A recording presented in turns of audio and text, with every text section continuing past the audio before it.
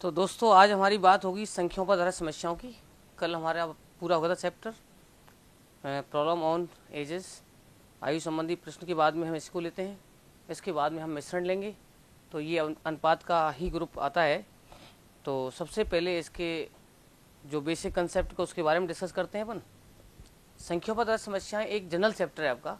इसके अंदर सबकी मिक्सिंग है। कई बार क्या होता है कि जैसे मान लो सब सरलीकरण पढ़ते हैं आप लोग, सरलीकरण जब पढ़ते हैं आप लोग तो उस समय कई किताबों के अंदर वो संख्यात्मक सवाल के साथ साथ में वो लैंग्वेज वाले सवाल भी दे रखे होते हैं। तो लैंग्वेज वाले सवाल सब यहाँ करते हैं हम, ठीक है ना।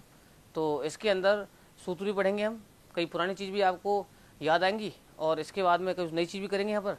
तो ये बहुत ही इंपॉर्टेंट चैप्टर है, हर एग्ज़ाम की दृष्टि से बहुत अच्छे सवाल हैं इसके अंदर और छोटे छोटे सवाल हैं सभी। तो इसको हम सबसे पहले डिस्कस करते हैं इसमें संख्याओं के बारे में। तो इसमें देखो 3 प्रकार की संख्याएं नॉर्मली हम इसमें डिस्कस करेंगे। जैसे एक तो होता है क्रमागत संख्याएं, कंजिक्यूटिव नंबर्स। क्रमागत संख्याएं क्या होती हैं? क्रमागत संख्याएं वे संख्याएं होती हैं जिनमें अंतर एक एक का चलता है। मैंने कहा भाई 2, 3, 4, 5, तो इसका मतलब अंतर एक चल रहा है, तो ये कहलाएंगी क्रमागत संख्याएं। या जो कहो कि x+1, x+2 and so on. मैंने बोला आपसे क्रमागत सम संख्याएं, क्रमागत सम संख्याएं बोला हमने, तो इसका मतलब है कि x+2, x+4 and so on, यही आएगा ना। अगर मैंने बोला क्रमागत विषम संख्याएं, तो विषम संख्याओं के अंदर भी आपका यही चलेगा। विषम संख्याएं सम हो चाहे विषम हो, आएगा यही। अब यही क्यों आएगा? क्योंकि जैसे मान लो विषम संख्या की बात करते हैं हम, तो 1, 3, 5, 7, तो बताओ कितना कितना अंतर चलता है उसमें? 2 का चलता है। तो आप देखिए, आप यदि ये पहली संख्या आपकी 3 हो जाए सपोज करो, तो ये 3 और 2 5 हो जाएगी ना, ये 3 और 4 7 हो जाएगी ना। भाई आप 2, 4, 6 को मत देखो, कई बार कन्फ्यूजन आता है, बोले साहब यहाँ तो 2, 4, 6 दिख रहे हैं हमको, तो ये तो सम संख्या हो गई, लेकिन इसमें कुछ जुड़ भी तो रहा है ना। तो जब हम सम संख्याओं की बात करते हैं तो एक्स का मान सम ही होता है, जब हम विषम संख्या की बात करते हैं तो एक्स का मान विषम ही होता है। लेकिन जब एक्स के रूप में मानते हैं हम, तो आप दोनों को यही मानेंगे। जब ये एक्स का मान सम होगा, देखो आप, तो ये 4 होगा, तो ये 4 और 2 6 बन जाएगा ना, ये 4 और 4 8 बन जाएगा। जब एक्स की वैल्यू सम आएगी तो सारी सम बन जाएंगी, और जब एक्स की वैल्यू विषम आएगी तो सभी विषम बन जाएंगी। अगर मैं इसको 3 लूँगा तो 3 और 2 5 बन जाएगा ना, ये 3 और 4 क्या बन जाएगा? 7 बन जाएगा। तो मतलब ये कहने का कि अगर हम एक्स के रूप में मानना है तो दोनों का एक ही रूप है, एक्स, x+2, x+4। सपोज करो कि मैंने कहा आपसे 3 के गुणज की संख्या है, मल्टीपल ऑफ 3, ठीक है ना। 3 के गुणांक वाली संख्याएं कहें या 3 के गुणज वाली संख्याएं कहें, इसका मतलब होता है कि वो अंतर क्या चलेगा? 3 3 का चलेगा। गुणज का मतलब होता है कि उसमें 3 3 का भाग जाएगा, 3 3 का भाग जाएगा, मतलब होता है उनमें अंतर 3 3 का चलेगा। 2 का गुणज का मतलब सम संख्याएं, 2 का अंतर, ठीक है ना। तो उसमें फिर x, x+3, x+6, x+9 कर देंगे हम। तो ये आपकी क्रमागत संख्याओं का मानने का सिस्टम है। इसके बाद में मैंने आपके लिए पेपर के अनुसार जो आपको दे रखा है, इसमें सब सूत्र भी लिख रखे हैं आपको मैंने, आप सीट को ध्यान से देखें आप। तो सबसे पहले ये लिख रखा है मैंने क्रमागत संख्याएं x, x+1, x+2 dot dot dot. फिर मैंने लिखा है क्रमागत सम या विषम संख्याएं, ये लिखा है x, x+2, x+4।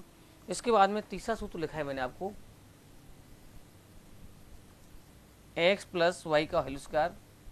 तो ये हम पहले से ही जानते हैं कि x+y का स्क्वायर खोलेंगे तो x² + y² प्लस में 2xy।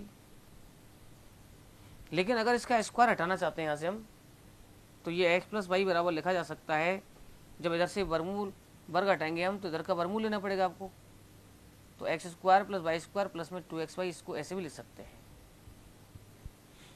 ठीक है ना। लेकिन यहाँ ये कब काम आएगा, बात समझने की है कि इसको हम कब यूज करेंगे, कब काम आएगा ये तब काम आएगा जब किसी भी सवाल के अंदर आपको 2 संख्याओं के वर्गों का योग देगा। x² + y² का मतलब क्या है? x² + y² का मतलब है कि 2 संख्याओं के वर्गों का योग। xy का मतलब क्या है? 2 संख्याओं का गुणनफल। जब आपको किसी भी सवाल में 2 संख्याओं के वर्गों का योग दे दे, उनका गुणनफल दे दे और आपसे पूछे संख्याओं का योग बताओ, तो ये सूत्र तैयार है आपका, ठीक है ना। अगर वो संख्याएं पूछता है फिर तो ऑप्शन से ही कर लेंगे हम, लेकिन अगर उसने संख्याओं का योग पूछ लिया तो ऑप्शन से करने में दिक्कत आती है, ऑप्शन से करने में प्रॉब्लम होती है, और पता नहीं चल पाता कि संख्या कौन कौन सी है, पता नहीं किन 2 संख्याओं का योग है वो या किन 2 संख्याओं का अंतर है वो, तो यदि योग पूछता है या अंतर पूछता है सवाल, तब तो आपको फार्मूले से ही करना होगा। तो इस फार्मूले को हम याद कर सकते हैं, बड़ा आसान फार्मूला है, ये हम जानते हैं, एक्स प्लस वाई का square, X square plus Y square plus 2xy।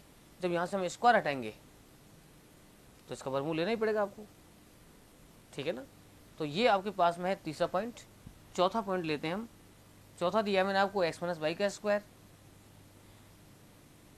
ये फिर X square plus Y square minus में 2xy दे रखा है, और जब इसका स्क्वायर हटाएंगे फिर वही वाली बात, वर्गमूल ले लेंगे इसका हम।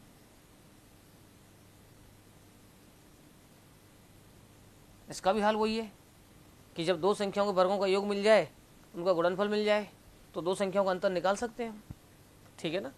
तो ये आपके पास में योग का और डिफरेंस का सूत्र हो गया। इनके दो रूप और भी दे रखे मैंने आपको। सूत्र नंबर जैसे मान लो 5 में, 5वां सूत्र दिया है मैंने आपको, एक्स प्लस वाई बराबर एक्स माइनस वाई का स्क्वायर, और फिर दे रखा है मैंने आपको प्लस 4xy, ये दे रखा है, ठीक है ना। ये अगर खोलेंगे आप, ध्यान से देखें आप कि एक्स माइनस वाई का स्क्वायर जब खुलेगा, जब एक्स माइनस वाई का स्क्वायर खुलेगा तो इसमें जो वैल्यू आएगी आपकी X square plus Y square minus 2xy आएगी। जब माइनस 2xy आएगी, प्लस का 4xy यहाँ बैठा ही है हमारे पास में, तो इसको जब सॉल्व करेंगे तो ये प्लस का 2xy बन जाएगा। जब प्लस का 2xy बन जाएगा तो इसका मतलब इसकी जो रूपरेखा है वो ऐसी बन जाएगी, मतलब ये सूत्र आपका यही बन जाएगा कि यहाँ माइनस का 2xy है, यहाँ प्लस का 4xy है, तो ये एक्स प्लस 2y मतलब X square plus Y square plus 2xy बन जाएगा, वो एक्स प्लस वाई का स्क्वायर बनेगा, और उसका वर्गमूल लेंगे तो ये आ जाएगा।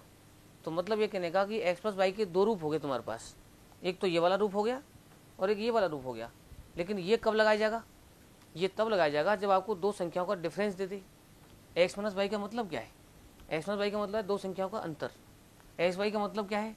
दो संख्याओं का गुणनफल।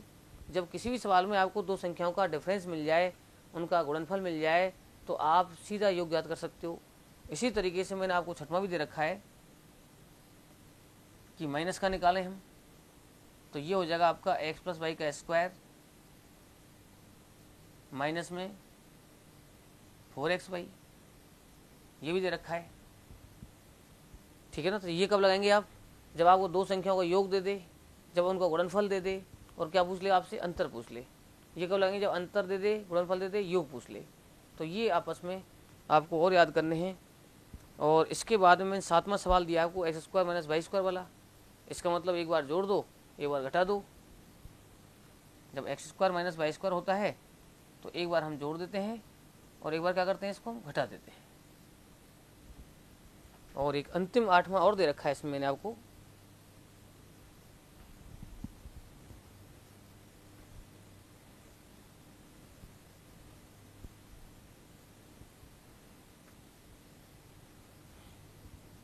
कि X square plus Y square, इसको मैंने दे रखा है 1/2 करके एक्स प्लस वाई का square plus X minus Y का स्क्वायर, ये आठवां है।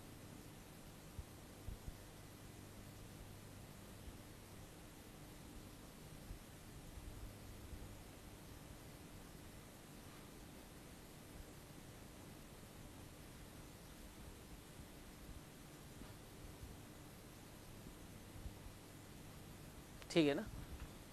इसके बाद में मैंने दिया आपके लिए इसमें व्याख्या दो अंकों की संख्या की।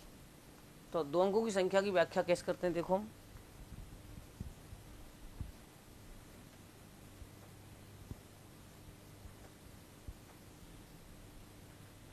इसको थोड़ा सा आप उतारें, इसको इंडिकेट करेंगे आप। जैसे मान लीजिए मैंने बोला आपसे कि भाई 72 है, 72 के अंदर बताओ इकाई अंक क्या है? 2 है, और दाहिक अंक कितना है? 7 है। अगर मैं पूछूं आपसे कि भाई इस 2 का जातीय मान क्या है, फेस वैल्यू, जातीय मान आप 2 ही कहेंगे। 7 का जातीय मान क्या है? 7 ही होता है। जातीय मान का मतलब फेस वैल्यू तो आपकी वही होती है जो उसका अंक होता है। लेकिन मैं बोलता हूँ आपसे भाई 2 का स्थानीय मान क्या है, 2 का प्लेस वैल्यू क्या है? 2 का प्लेस वैल्यू 2 ही है। लेकिन अगर 7 का हम स्थानीय मान निकालेंगे तो 7 आपका दाही पर बैठा हुआ है, और जब दाही पर बैठा हुआ है तो 10 से गुणा करना पड़ेगा। यानी इसकी औकात 7 नहीं है यहाँ पर, इसकी औकात यहाँ पर 70 है। 10 को हम 7 से गुणा करेंगे तो ये 70 बन जाएगा। और 70 में यदि आप 2 जोड़ेंगे, 72 बन जाएगा। जब स्थानीय मानों को जोड़ते हैं हम तो आपकी पूरी संख्या बन जाती ना। इसी प्रकार से आप इंडिकेट करो एक्स वाई। एक्स वाई को लिखूंगा मैं तो इस वाई को वाई लिखें और एक्स को लिखो आप 10x। दहाई वाले को 10 से गुणा करना पड़ता है, इकाई वाले को 1 से गुणा करना पड़ता है, जो कि तो लिख दिया हमने इसको। ये तो रही आपकी 2 अंकों की संख्या का सूत्र हो गया। इसका मतलब हम ले सकते हैं 2 अंकों की संख्या।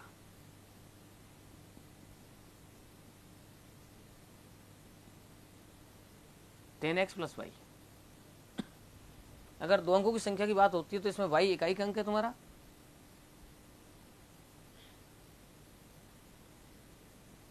और x कौन सा है, दहाई का अंक।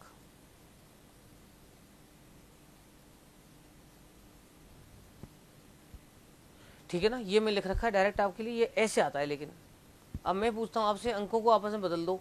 जब अंकों को आपस में बदलेंगे तो x की जगह y पहुंच जाएगा, y की जगह x आ जाएगा, तो ये बन जाएगा तुम्हारा वाई एक्स। ये वाई एक्स बन जाएगा तो देखो x तो x ही रहेगा, लेकिन अब बन जाएगा आपका ये 10y। तो ये हो जाएगी फिर अंकों को आपस में बदलने पर बनी संख्या।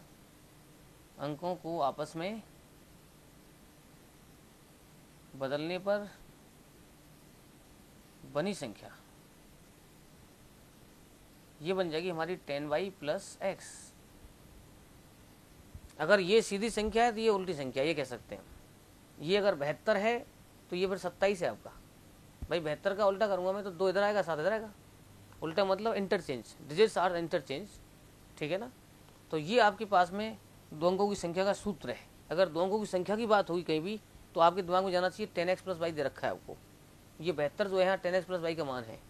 ठीक है ना, खोल के लिख रखा है इसको हमने 2 पार्टों के अंदर। लेकिन अगर यही चीज़ 3 अंकों में आ जाए तो 3 अंकों में आएगी तो उसको हम एक्स वाई जेड कह देंगे। फिर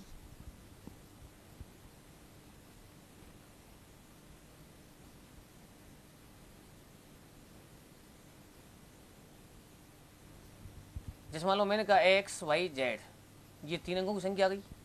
अब इसमें आप जेड को तो जेड ही मानेंगे, लेकिन वाई को किससे गुणा करना पड़ेगा आपको, 10 से गुणा करना पड़ेगा। दाही पर बैठा ना, ये दाही वाले को 10 से गुणा करेंगे, और ये आपका है बैठा है सैकड़े पर। इकाई, unit place, tens place, 100 place. जब ये टेंस प्लेस पर है तो इसको 10 से इंटू कर रहे हैं हम, और ये 100 प्लेस पर है तो इसको 100 से इंटू करेंगे हम। ये सैकड़ा का अंक है हमारे पास में, तो ये हो जाएगा 100 इंटू एक्स। तो ये अगर जोड़ना चाहें इसको हम 100x plus 10y plus Z, ये आपके 3 अंकों की संख्या आ गई। ठीक है ना, 3 अंकों की संख्या का सूत्र ये हो गया, और 2 अंकों की संख्या का सूत्र होता है 10x प्लस वाई। इसमें जेड इकाई अंक है, वाई दहाई का है, और एक्स किसका है, सैकड़ा का है। कई बार क्या होता है कि ये सवाल पूछ लेता है, पिछली बार भी एक एग्जाम में क्वेश्चन आ गया ऐसे, उसने बोल दिया कि x1t को विस्तार से लिखो। ऐसे क्वेश्चन आ गया था पिछली बार किसी एग्जाम में। अब ये पता है भाई x1t, इसका मतलब t तो t रहेगा, लेकिन 1 को इंटू किससे करेंगे हम, 10 से करेंगे, और x को किससे करेंगे हम, 100 से करेंगे। तो इसका सूत्र था ये, तो इसका हम सॉल्यूशन लिख सकते हैं 100x प्लस 10 प्लस t। उत्तर अब किसी में अलग दे रखा था, किसी में 1 प्लस 10t दे रखा था, तो ये सीधा सीधा है, इसको t लिखेंगे, इसको 10 से गुणा करेंगे, इसको 100 से गुणा करेंगे। तो जरूरी नहीं है आपको सवाल ऐसा नहीं है, सवाल इस रूप में भी आ सकता है, सवाल संख्यात्मक भी आ सकता है, लेकिन आपको उसका बेसिक कंसेप्ट पता होना चाहिए, खुलता कैसे। किसी भी 2 अंकों की संख्या को तोड़ के कैसे लिखा जाता है, 3 अंकों की संख्या को कैसे लिखते हैं हम, 2 अंकों की संख्या कैसे लिखते हैं, 4 को कैसे लिखेंगे हम। ठीक है ना, सबका कंसेप्ट एक ही है बस। इकाई वाले को 1 से गुणा, दहाई वाले को 10 से, सैकड़ा को 100 से, 1000 वाले को 1000 से। तो ये इनका खोलने का तरीका है।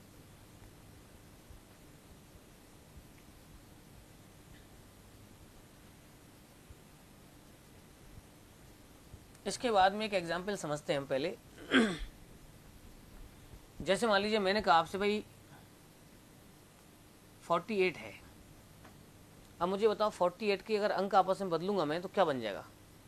48 के अंक बदलूंगा तो 84 बन जाएगा। भाई 8 इधर 4 इधर।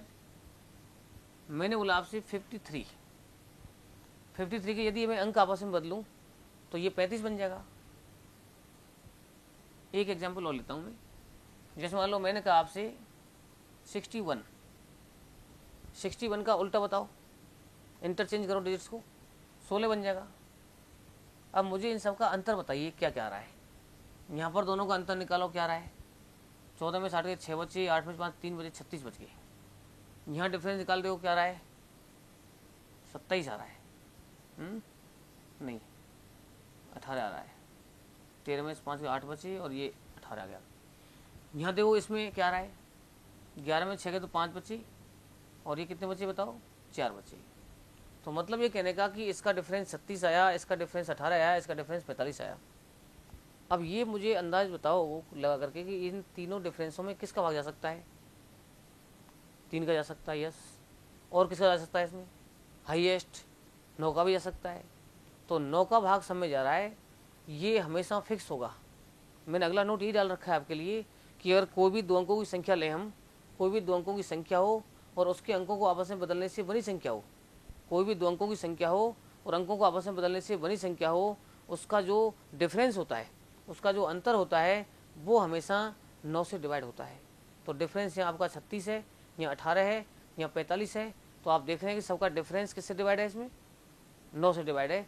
तो ये एक चीज़ और डाली है मैंने उसमें कि यदि डिफरेंस 9 से डिवाइड है तो ये बताओ मुझे कि इसमें 36 में 9 का भाग कितनी बार जा रहा है।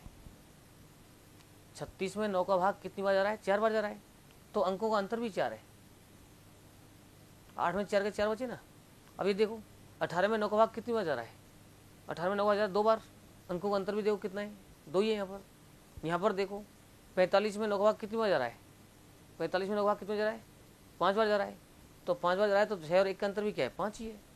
तो ये भी चीज़ पकड़ में आ गई हमारे में कि कोई भी एक दो अंकों की संख्या और उसके अंकों को आपस में बदलने से बनी संख्या का डिफरेंस हमेशा 9 से डिवाइड होता है। और ये भी चीज़ पकड़ में आ गई कि जितनी बार उनका डिफरेंस 9 से डिवाइड होता है उतना ही डिफरेंस उनके अंकों का भी होता है। अब आप पढ़ के देख सकते हैं, ये अगला नोट मैंने इसमें डाल रखा है, एग्जाम्पल आप नोट कर लें सब। ये अगले नोट के लिए दिया है कि दो अंकों की संख्या एवं उसके अंकों को आपस में बदलने से बनी संख्या का अंतर हमेशा 9 से विभाजित होता है और जितनी बार उनका अंतर 9 से विभाजित होता है उतना ही अंतर उन संख्याओं के अंकों का होता है।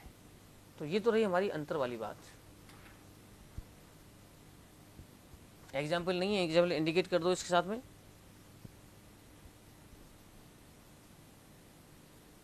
ठीक है ना।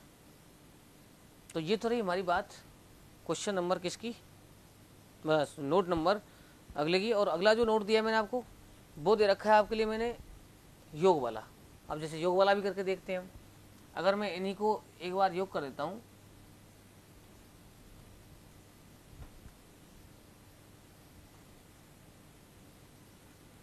चाहे और ले लो अलग से एग्जाम्पल योग के लिए।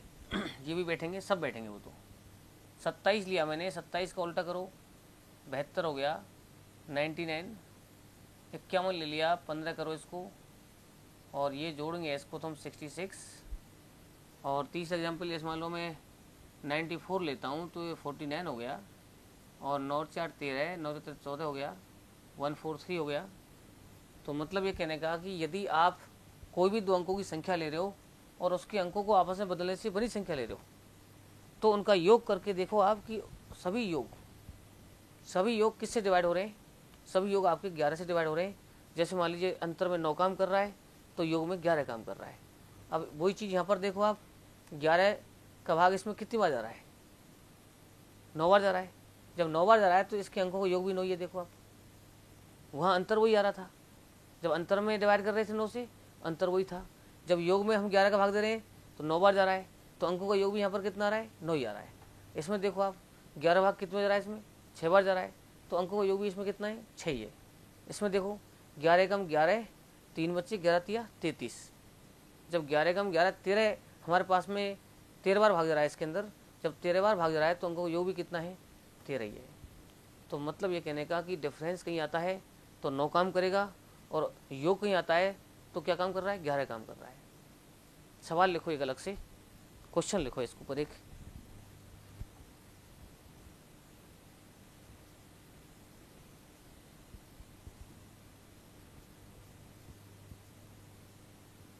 एक दो अंकों की संख्या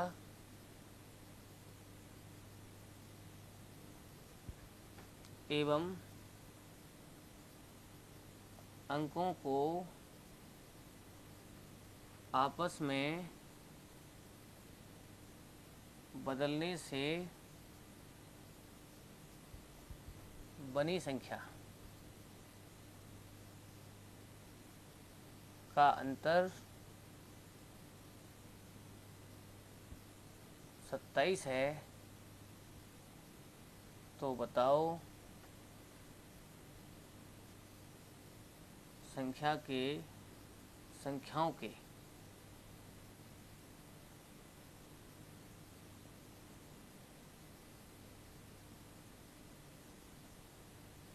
अंकों का अंतर क्या है।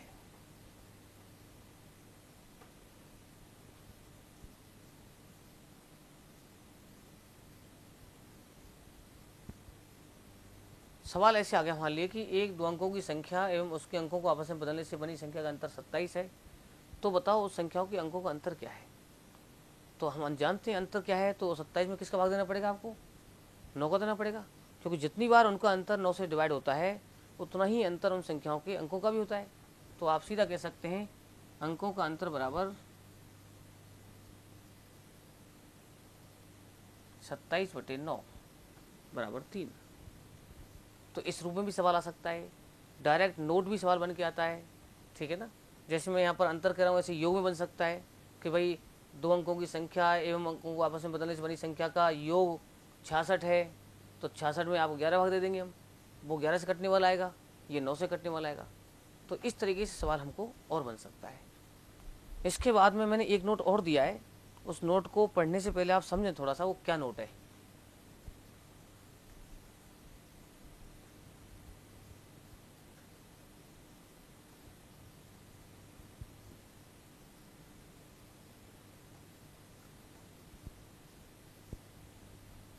जैसे मान लो हमने बोला आपसे कि भाई 45 है, ये संख्या है हमारे पास,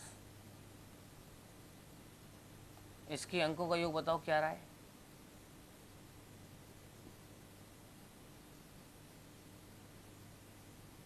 ये 5 और 4 9 हो जाएगा।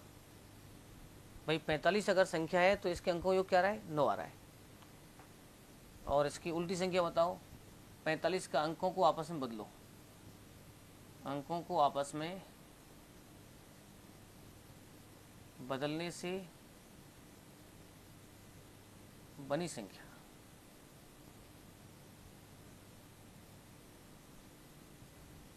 बदलने से बनी संख्या ये हो जाएगी अब कितनी, ये 54 हो जाएगी। अंकों को आपस में बदलने से बनी संख्या मतलब इंटरचेंज कर दी आपस में डिजिट। तो ये देखिए आपकी अंकों के योग से 45 में भाग जा रहा है 5 बार, तो अंकों के योग से इसमें भाग जा रहा है 6 बार। अगर सीधी संख्या आपकी 5 गुनी है तो उल्टी संख्या आपकी 54 गुनी मतलब 6 गुनी है। जो अब सीधी संख्या तुम्हारी 45 है तो उल्टी संख्या आपकी कितनी है, 54 है। तो मतलब ये कहने का कि अंकों के योग से अगर सीधी संख्या डिवाइड है तो अंकों के योग से उल्टी संख्या भी डिवाइड होगी। दूसरी बात, जितनी बार डिवाइड होगी उन दोनों जो भागफल आएंगे आपके उनका योग हमेशा 11 बैठेगा। ये 6 और ये 5 तो 11 आ रहा है। कोई भी एग्जाम्पल ले लो आप, जैसे मान लीजिए मैं एक एग्जाम्पल और लेता हूँ, 21 ले लिया मैंने, 21 के अंकों का योग बताओ, 7 आ गया, 3 बार जा रहा है इसमें, सॉरी 3 अंकों योग बताओ, 2 और 1 3, 21 एक संख्या है, अंकों योग करो 2 और 1 3, 3 से भाग दो, इसमें कितनी बार जा रहा है, 7 बार। इधर आओ, 21 का उल्टा करो, 12 आएगा, 21 का उल्टा करेंगे तो 12 बन जाएगा। तो 12 देखो 3 से कितनी बार कट रहा है, 4 बार कट रहा है। तो यहाँ भी देखो 7 और 4 कितने हुए, 11 हुए। मतलब ये कहने का कि अगर ये संख्या आपकी 7 गुनी है तो ये संख्या 100% 4 गुनी आने वाली है। यदि यूँ कहूँ कि ये n गुनी है तो ये 11 माइनस में n गुनी आने वाली है, क्योंकि अगर मैं यहाँ n को 7 मानूंगा तो 11 में 7 जाएंगे तभी 4 बचेंगे। भाई इन दोनों का टोटल 11 है, अगर एक n है तो दूसरा 11 माइनस n है। यदि ये 7 है तो ये 11 माइनस में 7 है, 11 में 7 के कितने बचे, 4 बचे। यही नोट दे रखा है मैंने आपको कि यदि कोई भी दो अंकों की संख्या अपने अंकों के योग से n गुनी है तो अंकों को आपस में बदलने से बनी संख्या प्राप्त करने के लिए अंकों के योग को 11 माइनस n से गुणा करेंगे। ये एग्जाम्पल नोट करो। ये सीधा नोट ही सवाल बन के आता है आपका। तो ये सिद्ध भी बात कर दी मैंने कि यदि ये n गुनी है तो ये 11 में से n गुनी क्यों है। तो 11 में से आप देखो n का मान यहाँ 7 है, तो n का मान 7 रख के देखो ना, 11 में 7 के 4 बचेंगे ना। तो मतलब ये कहने का सिंपल सा कंसेप्ट समझें कि दोनों जो आपके भागफल आ रहे हैं, सीधी संख्या को भाग देने पर और उल्टी संख्या को भाग देने पर उन दोनों का टोटल क्या आता है, 11 आता है बस।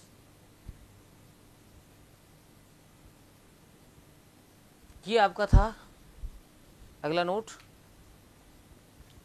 इसमें दे रखा है क्लियर कि एक दो अंकों की संख्या अपने अंकों के योग से n गुनी है, तो अंकों को आपस में बदलने से बनी संख्या प्राप्त करने के लिए अंकों के योग को 11 माइनस n से गुणा करेंगे।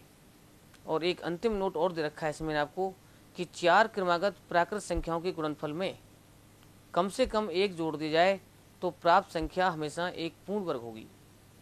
इसका मतलब एक एग्जाम्पल दे रखा है इसमें मैंने आपको, 4 क्रमागत प्राकृत संख्या मतलब होता है कहीं से भी आप 4 संख्या उठा लो, लेकिन वो सब लगातार होनी चाहिए, चाहे वो कि 5, 6, 7, 8 हों, चाहे शुरुआत से 1, 2, 3, 4 हों। तो यही नोट डाला गया है कि जब 4 संख्याओं को हम लेते हैं और उन चारों को आपस में गुणा करते हैं तो गुणनफल में अगर 1 जोड़ दिया जाए तो वो पूर्ण वर्ग संख्या बन जाती है। पूर्ण वर्ग का मतलब होता है कि उसका वर्गमूल निकल जाता है।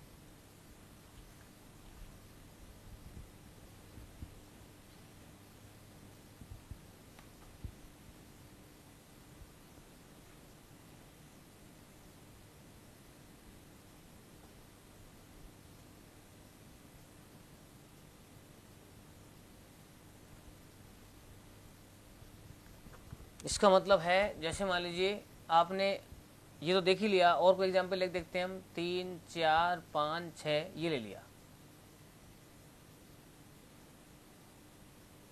इनका गुणा करके देखो आप कितना रहा है। 4 3 12 5 60, 60 सिक्की 360 आ गए ना। 360 तो पूर्ण वर्ग नहीं है, लेकिन 360 में क्या जोड़ दें हम, 1 जोड़ देते हैं तो 361 बन जाएगा। और 361 आवा कैसा है, पूर्ण वर्ग है, क्योंकि ये 19 का स्क्वायर होता है ना।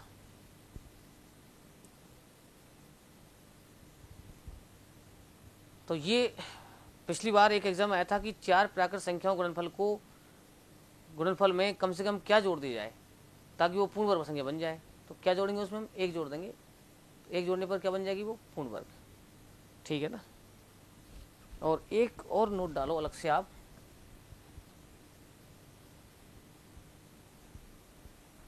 अलग से डाल लो, लिखिए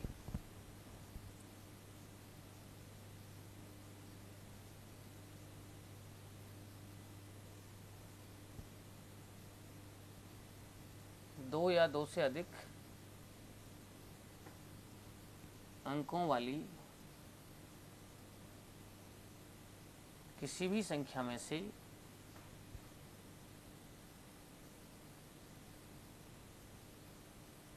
उसके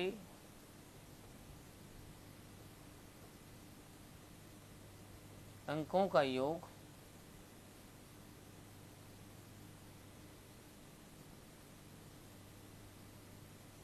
घटा दिया जाए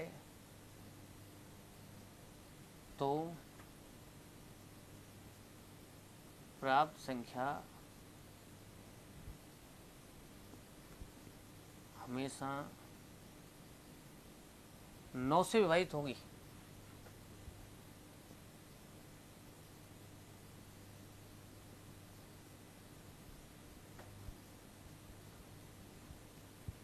दो या दो से अधिक अंकों वाली किसी भी संख्या में से उसके अंकों का योग घटा दी जाए तो प्राप्त संख्या हमेशा किससे डिवाइड होगी, 9 से। मतलब ये जरूरी नहीं 2 अंकों की संख्या हो, आप जो इच्छा करें वो संख्या सोच लो। जैसे मान लो मैंने 435 सोचा,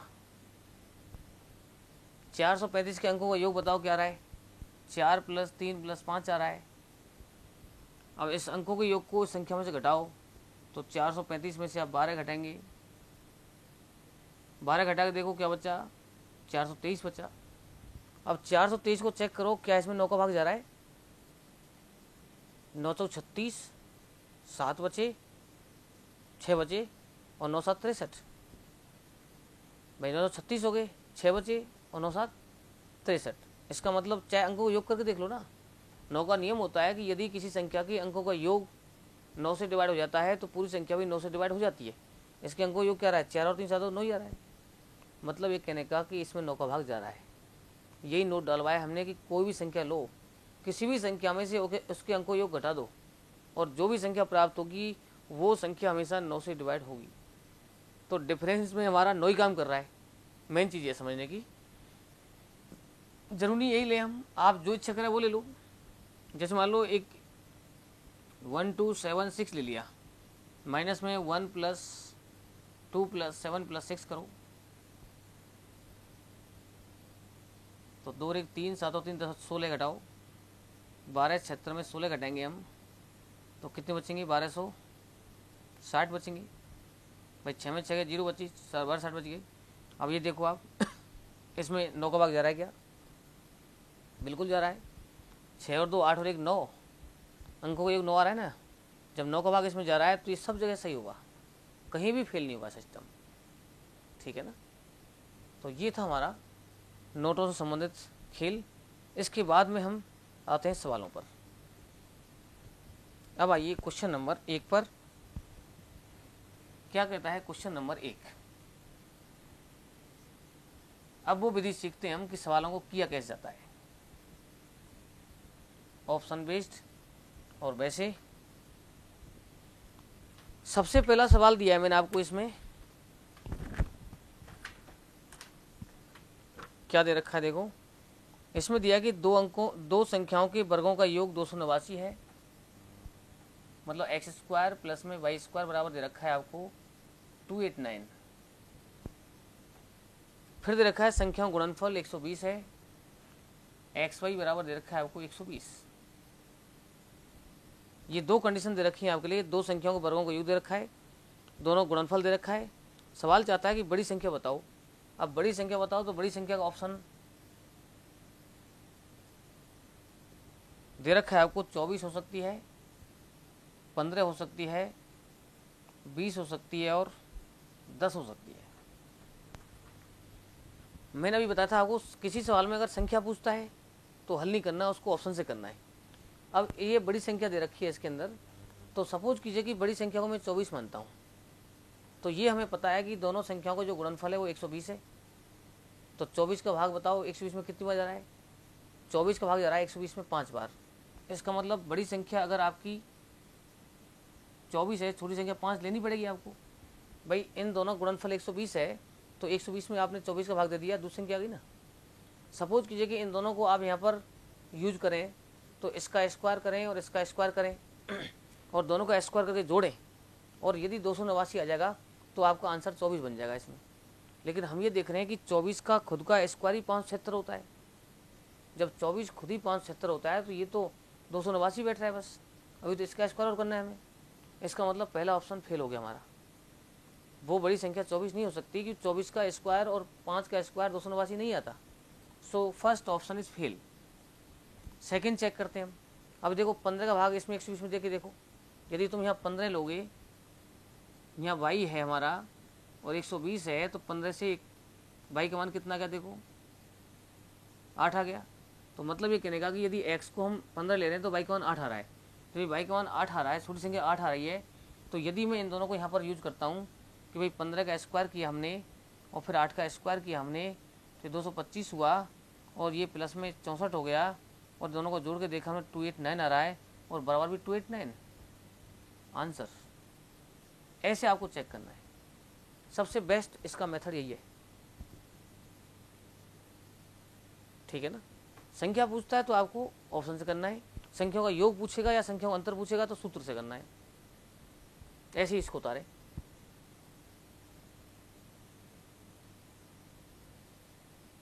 एक्स का मान 15 कहाँ से रखा हमने, ऑप्शन से। वाई 15 से काटा इसको, वाई बराबर 8 आ गया। जब वाई बराबर 8 आ गया तो इसका मतलब 15 के साथ में 8 लेना ही पड़ेगा हमको। ये नहीं भी लिखते तो भी लेना पड़ता हमें कि 15 भाग 120 में कितनी बार जा रहा है, 8 बार जा रहा है। जब एक 15 है एक 8 है, दोनों का स्क्वायर कर सकते हैं माइंड डिवाइंड में हम। 15 के वर्ग 225, 8 के वर्ग 64, 225 64 जोड़े 289। इसका मतलब हमारा जो आंसर है वो 15 है, यानी वो बड़ी संख्या 15 है और छोटी संख्या कितनी है, 8 है। ये था हमारा पहला सवाल। दूसरा सवाल,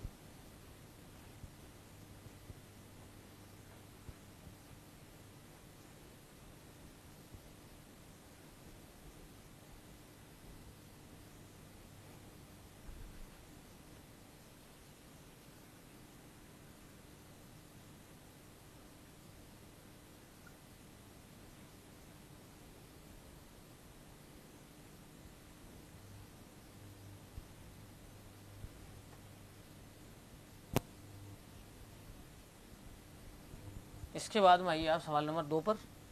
दूसरा सवाल कह रहा है आपसे कि दो संख्याओं का योग 25 है, x प्लस वाई बराबर 25 दे रखा है, और फिर ये कह रखा है कि उन दोनों संख्याओं का जो गुणनफल है वो 154 है।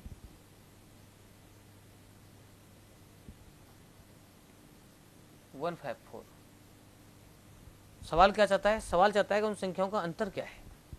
अब आपके पास सूत्र दे रखे मैंने आपको, यदि आपको सूत्र को देखा जाए तो आप योग जानते हैं और एक्स वाई जानते हैं, यानी दो संख्याओं को योग जानते हैं, उनका गुणनफल जानते हैं, हमें उन संख्याओं का अंतर चाहिए।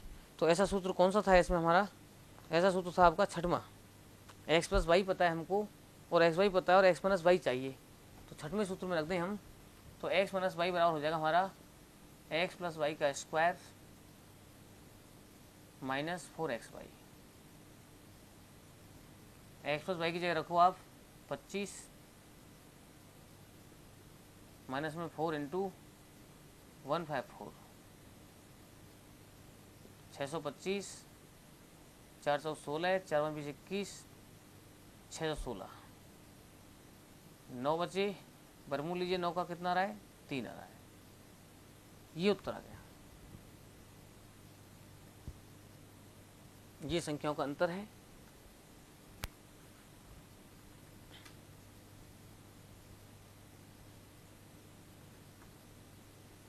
ये था हमारा सवाल नंबर 2।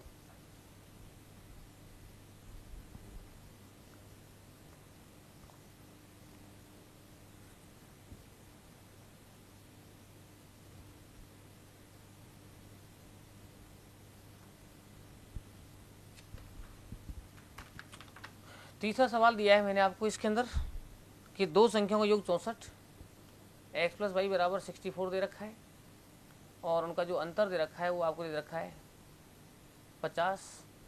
तो सवाल क्या चाहता है? सवाल चाहता है दोनों संख्याओं के वर्गों का अंतर भी और वर्गों का योग भी।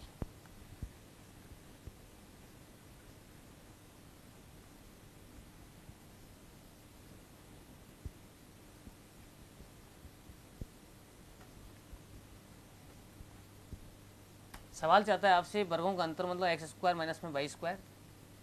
तो इसको निकालेंगे आप, तो ये एक बार जोड़ो, एक बार घटा दो, ये होता है ना सूत्र है आपका सीधा। एक्स स्क्वायर माइनस में वाई स्क्वायर क्या होता है? एक बार जोड़ दीजिए, एक बार घटा दीजिए। तो इसका मतलब है कि जोड़ हमको दे रखा है 64, ये 64 दे रखा है, और डिफरेंस दे रखा है 50। तो सीधे उत्तर आ गया इसका। तो ये 0, 5 का 20, 32 आ गया। और दूसरा पूछा है इसमें मैंने आपको एक्स स्क्वायर प्लस में वाई स्क्वायर। तो ये हम जानते हैं 1/2 एक्स प्लस वाई का square plus X minus Y का स्क्वायर, ये सूत्र है आपका। तो मैं इधर रख रहा हूँ फिर इसको, X square plus Y square बराबर 1/2 एक्स प्लस वाई, नहीं ये एक्स प्लस वाई यहाँ नहीं आएगा,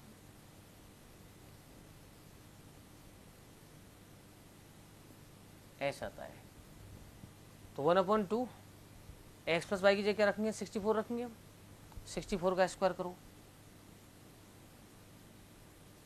प्लस एक्स माइनस वाई 50 का स्क्वायर करो, फिर इनको खोलिए। 64 का स्क्वायर क्या हो सकता है बताओ? 4 का स्क्वायर 16,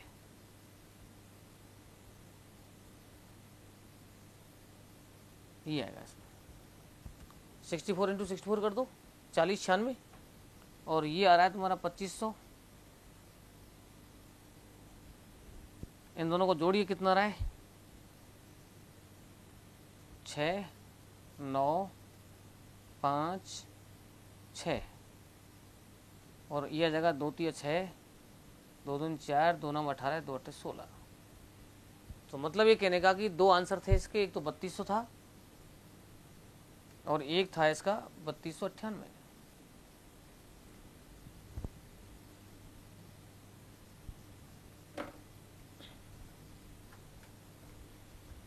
इसमें से आपको इसके अंदर एग्जाम के अंदर एक ही आएगा, चाहे तो अंतर वाला आएगा चाहे योग वाला आएगा। इसमें दोनों दे रखे हैं आपको समझाने वैसे। तो ये डिफरेंस हो गया हमारा X square minus Y square बराबर, एक बार जोड़ दिया, एक बार घटा दिया। ये डायरेक्ट आपको दे रखे हैं। कई बार क्या होता है इन दोनों को सॉल्व करने लग जाते हैं हम, जो भाई दो संख्याओं योग पता है, अंतर पता है, सॉल्व कर लिया, एक्स निकाल लिया, वाई निकाल लिया, तो उससे और ज़्यादा टाइम लग जाएगा। फिर आपको जब पता है सीधा सूत्र कि X square minus Y square चाहिए, उसको एक्स प्लस वाई और एक्स प्लस वाई होता है सूत्र, और दोनों के मान डायरेक्ट दे रखे हैं आपको, तो डायरेक्ट रख दिए हमने। ये था सवाल आपका तीसरा। चौथे सवाल में भी आपका वर्गों का अंतर वाला लग रहा है, ये वाला सूत्र लग रहा है।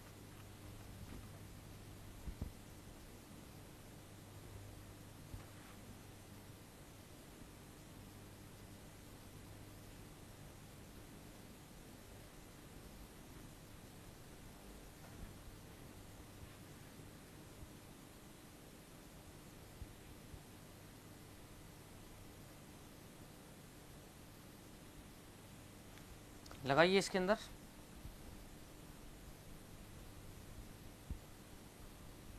सवाल नंबर कौन सा आ गया? सवाल नंबर है हमारा चौथा। ये कह रहा है कि दो संख्याओं के वर्गों का अंतर कितना है? 145। अब देखिए वर्गों का अंतर मतलब ये, इसकी जगह पर डायरेक्ट इस 45 रख दो बराबर। फिर कह रहा है उनका योग 29 है, योग की जगह 29 रख दो, और डिफरेंस आपका सीधा पूछ रहा है, डिफरेंस सीधा आ जाएगा हमारे पास। 29 से सीधा कट रहा है कितनी बार? 5 बार। इसका मतलब सीधा उत्तर आ गया एक्स माइनस वाई बराबर 5। यही पूछ रहा है हमसे कि दोनों संख्याओं का अंतर क्या है, तो दोनों संख्याओं का अंतर कितना है? 5 है। ये था चौथा सवाल।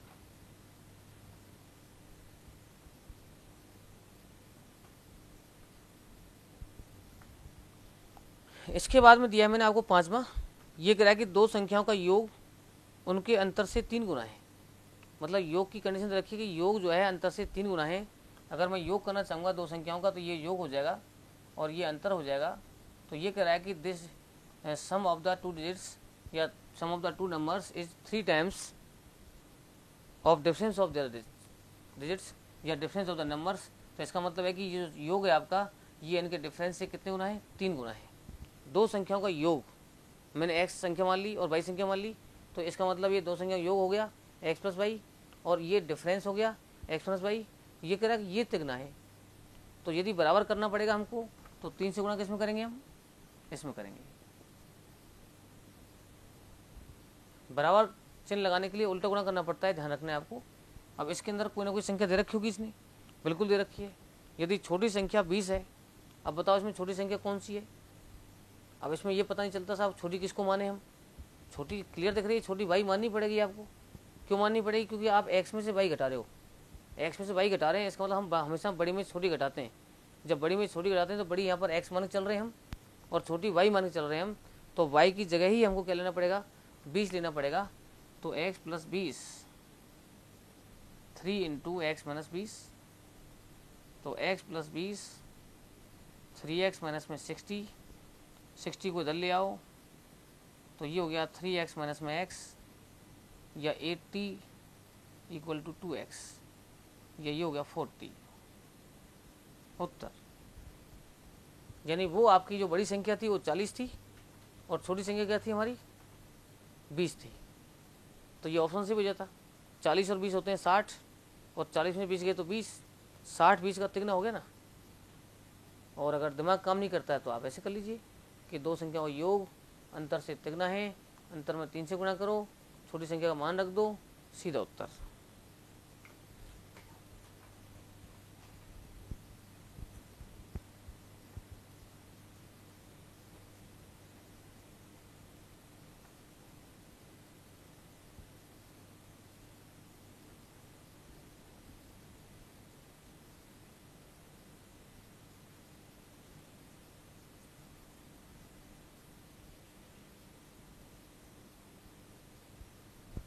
इसके बाद में आइए छठवें सवाल पर। छठवां सवाल दिया मैंने आपको, एक दो अंकों की संख्या के अंकों का योग 10 है। यदि संख्या में से 18 घटा दी जाए तो संख्या के अंक आपस में बदल जाते हैं। तो बताइए वो संख्या क्या है? दो अंकों की संख्या का सवाल कहीं भी आएगा आपको हमेशा ऑप्शन से करना है। मैं आपको दोनों प्रकार बता चुका हूँ। दो अंकों की संख्या का अर्थ होता है 10x प्लस वाई। अगर इसको समीकरण के हिसाब से सेट करूँ मैं, तो इसने बोल रखा है आपसे दो अंकों की संख्या के अंकों का योग 10, मतलब x प्लस वाई बराबर दे रखा है आपको 10। इसमें जो y है हमारा वो इकाई का अंक है और जो x है आपका वो दहाई का अंक है। और सवाल दूसरी कंडीशन दी है इसने कि संख्या में से, यदि संख्या में से 18 घटाते हैं, अंकों की बात आती है तो x और y की बात होगी, संख्या की बात आएगी तो संख्या का मतलब होता है 10x प्लस वाई। ये संख्या होगी पूरी, इसमें से 18 घटाओ। तो सवाल ये कह रहा है जब आप इस संख्या में से 18 घटाते हो तो संख्या के अंक आपस में बदल जाते हैं। इसका मतलब ये जो वैल्यू है वो 10y प्लस एक्स बन जाती है। जब अंक आपस में बदलते हैं तो x y की जगह जाता है, y x जगह जाता है। तो अंकों को आपस में बदलने से बनी संख्या हमारी यही तो थी। अगर ये हमारी सीधी संख्या थी तो ये हमारी उल्टी संख्या थी। तो जब संख्या में से 18 घटाए तो हमारे लिए अंक आपस में बदल गए, तो ये प्राप्त हो गई। जब आप इसको हल करोगे ना तो 10x में से x घटाएंगे, ये इधर आएगा, ये 9x बन जाएगा, ये इधर आएगा, माइनस में 9y बन जाएगा और ये 18 उधर जाएगा, तो ये 18 प्लस का हो जाएगा। 9 कॉमन लेंगे आप, x माइनस वाई बराबर 18 आएगा। और जब 18 9 से काटेंगे तो x माइनस वाई बराबर कितना आएगा, 2 आएगा। फिर इन दोनों समीकरणों को हल करेंगे हम। x प्लस वाई बराबर 10 को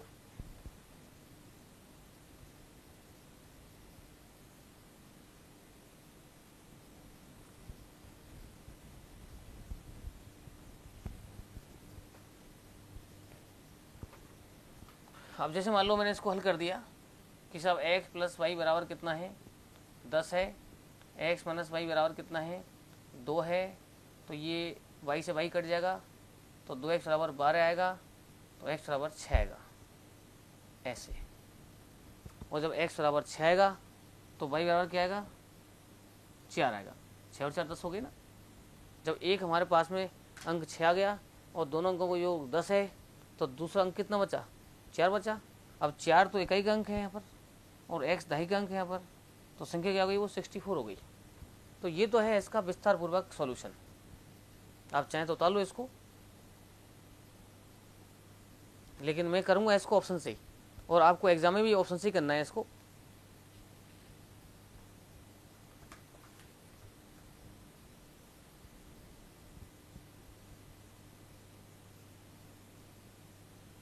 बस ये कि अंकों का योग 10, संख्या में से 18 घटाया, ये प्राप्त हो गया।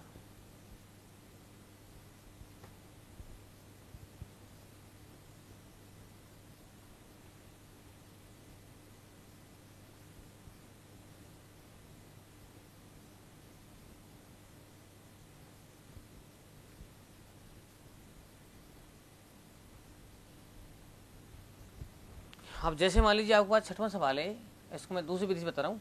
इसने बोला है पहला ऑप्शन 73, दूसरा 64, तीसरा 46 और चौथा दिया है इसने 82। सवाल ने बोला कि दोनों अंकों का योग जो है वो 10 आना चाहिए, तो 10 तो यहाँ भी आ रहा है, यहाँ भी आ रहा है, यहाँ भी आ रहा है, यहाँ भी आ रहा है। अंकों का योग 10 तो सब जगह आ रहा है। इसका मतलब अंकों के योग से हमारा उत्तर नहीं आया। लेकिन उसने दूसरी बात भी बोली है कि जब संख्या में से 18 घटाते हैं तो संख्या के अंक आपस में बदल जाते हैं। यदि मैं यहाँ से 18 घटाता हूँ तो ये 18 घटाने पर अगर 37 बन गया, भाई 73 का उल्टा क्या होता है, 37 होता है। अगर ये 18 घटाने पर 37 बन गया तो उत्तर ये बन जाएगा हमारा। लेकिन 18 घटाने पर 37 नहीं बन रहा है, तो ये तो बन रहा है केवल आपका 55। इसका मतलब ये फेल। 64 में से 18 घटाओ, अगर 64 में 18 घटाता हूँ तो इसको 46 बनना चाहिए फिर। तो देखना 46 बन रहा है क्या, 14 में 4 6 बचे, बिल्कुल बन गया 46 आंसर। तो इतनी ही दम थी इसमें बस। तो 2 अंकों की संख्या का सवाल कोई भी आता है उसको हमेशा इस प्रकार से हल करना चाहिए। समीकरण के चक्कर में नहीं पड़ना है हमको, क्योंकि हमारे लिए टाइम इंपॉर्टेंट है, हमारे लिए उसकी व्याख्या करना इंपॉर्टेंट नहीं है। हमें फटाफट आंसर निकालना है और उन्हीं विधियों को आपको ऑपरेट करना है, उन्हीं विधियों को सीखना है। तो इसका आंसर क्या था हमारा, 64 था। सवाल नंबर 7 और करें। 7वां सवाल क्या कह रहा है, ये कह रहा है कि 2 संख्याओं का योग 50 यानी x प्लस वाई बराबर 50 है। उनके व्युत्क्रमों का योग 1/8, व्युत्क्रम मतलब 1/x प्लस 1/y बराबर दे रखा है 1/8। ये 2 कंडीशन दे रखी हैं आपके लिए। फिर ये कह रहा है आपसे कि बताइए वो संख्या कौन कौन सी हैं। इसको भी ऑप्शन से करें। ऑप्शन दे रखे हैं इसमें मैंने 30-20, दूसरा ऑप्शन दिया है 28-22, तीसरा दिया है 40-10 और चौथा दिया है 35-15। अगर मैं इसका ऑप्शन 30-20 मानता हूँ, सपोज करो, तो 30 और 20 50 बैठ रहा है, ये भी 50, ये भी 50, सब 50 बैठ रहे हैं, यानी पहली समीकरण सबको संतुष्ट कर रही है। दूसरी समीकरण आंसर बताएगी अब, यानी 1/30 और 1 मैंने 20 किया, लघुत्तम मैंने 60 निकाला, 30 दूनी 60, 20 दिया 60 और ये आया 5/60 और 5/60 का मतलब 1/12 और आना चाहिए था 1/8। फेल हो गया, पहला ऑप्शन फेल। दूसरा ऑप्शन तो वैसे ही फेल दिख रहा है, एलसीएम भी बहुत बेकार आ रहा है इसका। तो सबसे इसके बाद में चेक करना चाहिए आपको सी ऑप्शन को, और सी ऑप्शन में इधर चेक कर रहा हूँ तो 1/40 और 1/10, एलसीएम 40, 1 + 4 5/40 मतलब आए 1/8 और यही चाहिए उसको 1/8। तो आंसर क्या था इसका? 40 और 10 था। इस तरीके से इनको ऑप्शन से हल करते हैं हम, यानी दो संख्याएं वो 40 और 10 थी जिनका योग 50 था और उनके व्युत्क्रमों का योग कितना था? 1/8 था।